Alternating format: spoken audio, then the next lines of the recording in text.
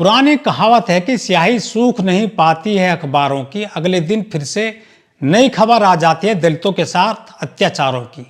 जी हाँ, यह केवल हम नहीं कह रहे हैं, बल्कि देश में छपने वाले अखबार और एनसीआरबी के आंकड़े खुद इसकी तस्दीक कर देते हैं। जी हाँ, हम जिस घटना का जिक्र करने जा रहे हैं उसे सुनकर और देखकर देश के करोड़ों दलितों को काफी दुख व्यक्त करना पड़ेगा, क्योंकि यह मामला ही ऐसा है। आप देख रहे हैं नेशनल लीडर चैनल। आपको बता दें कि यह जो मामला हम बताने जा रहे हैं उत्तर प्रदेश के दिव्यापुर थाना क्षेत्र के तुलसीपुर गांव का है।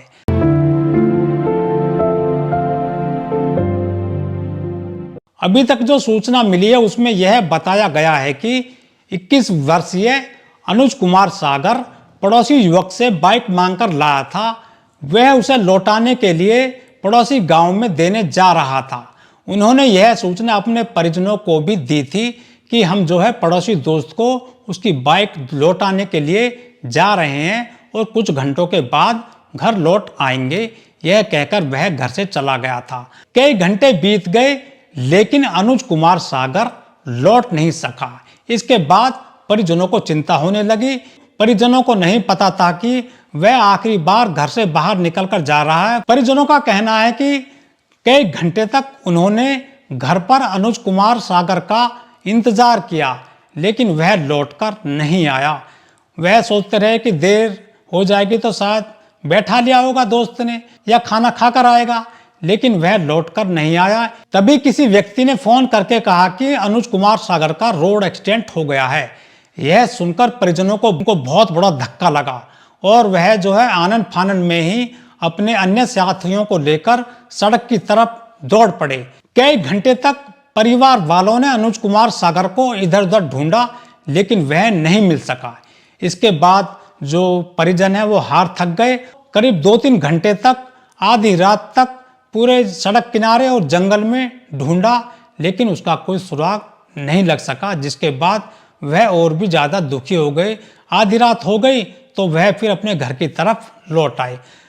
अगले दिन सुबह हुई और जहां बताया गया था उसी सड़क की तरफ निकल पड़े। बताया यह गया है कि सड़क से कुछ दूरी पर उन्होंने देखा कि सड़क से कुछ दूरी पर अनुज कुमार सागर की बाइक पड़ी हुई थी, लेकिन वहां पर अनुज कुमार सागर नहीं था।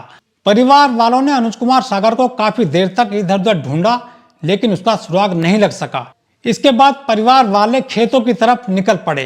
परिवार वालों ने देखा कि घटना से करीब 100 मीटर की दूरी पर अनुज कुमार सागर की डेड बॉडी पड़ी हुई थी एक खेत में।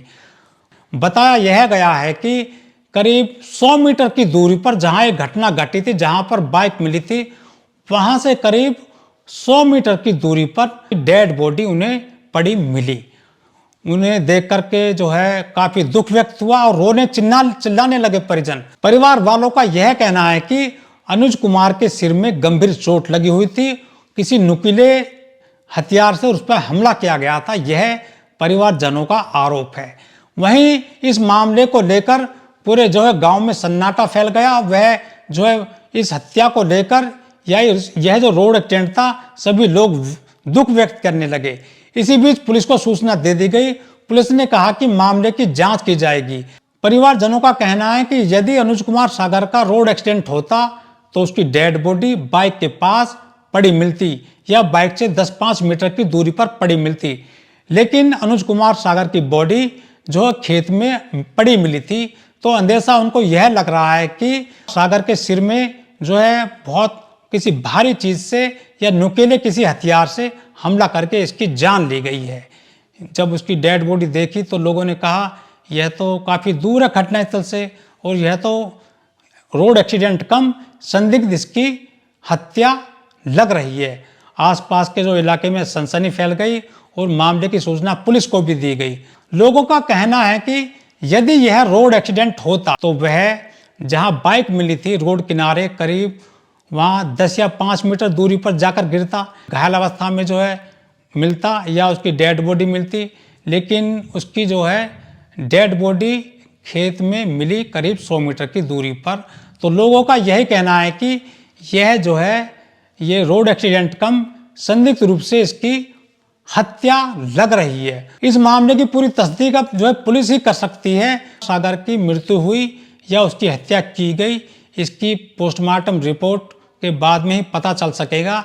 लेकिन परिजनों को अंदेशा है कि उसकी जो है किसी से कोई दुश्मनी या किसी से कोई झगड़ा वगैरह तो नहीं हुआ था। उसके बावजूद उसकी आखिरकार जान किसने ले ली, यह जो है सोच का विषय है, यह जानने का विषय है। सभी को नमस्ते, जय भीम।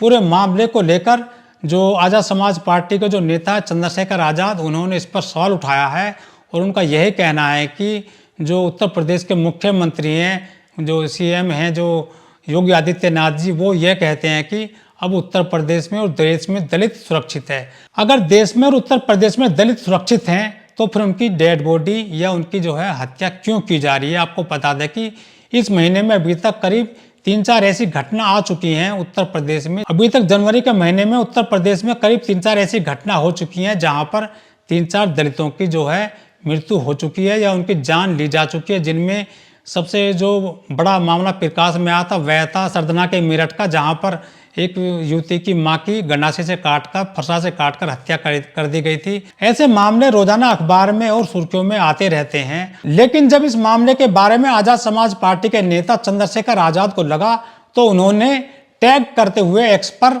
जो दिव्यापुर की पुलिस है उसको भी इत्तला दी।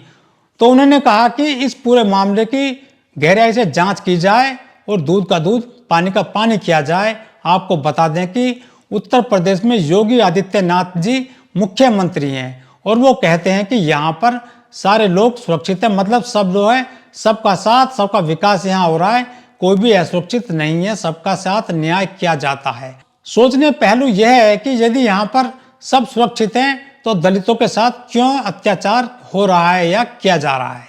मामले को लेकर आजाद समाज पार्टी के नेता चंद्रशेखर आजाद ने ट्वीट करके पूरे मामले को जो है उठाने का प्रयास किया है और उनका कहना है कि अनुज कुमार सागर का रोड एक्सीडेंट होता तो उसकी बॉडी बाइक के पास पड़ी मिलती। वहीं जो चंद्रशेखर आजाद है उन्होंने इस मामले को लेकर कहा है कि जो उत्तर प्रदेश में दलित सुरक्षित नहीं है।